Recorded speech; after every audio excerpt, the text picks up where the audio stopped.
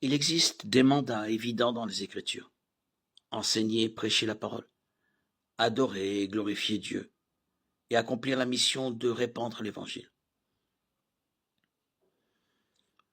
Mais comment exactement ces choses sont-elles classées par ordre de priorité dans l'Église? Et quel type de pasteur est nécessaire pour aider à atteindre les objectifs de l'Église? Si l'Église met l'accent sur l'action missionnaire, par exemple, il faut rechercher un pasteur ayant la même vision.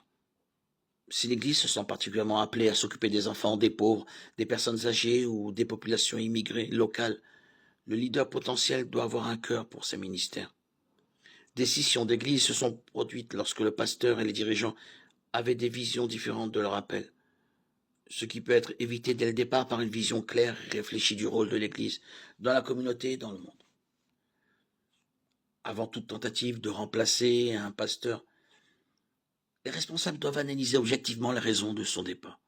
Si les problèmes qui ont causé son départ prématuré existent toujours, il sera presque impossible d'éviter que la situation ne se répète.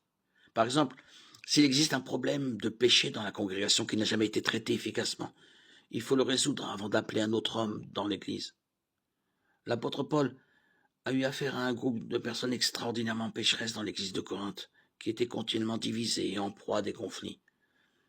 Ils étaient égoïstes, désordonnés et mondains. Le péché souillait à la table du Seigneur. Ils se battaient les uns comme les autres, se laissaient et se faisaient des procès, profitaient sexuellement les uns des autres et étaient orgueilleux. Demander à un nouveau pasteur de venir innocemment dans une église dont les membres ont un tel comportement est terriblement injuste et ne pourrait aboutir qu'à un autre départ pastoral douloureux.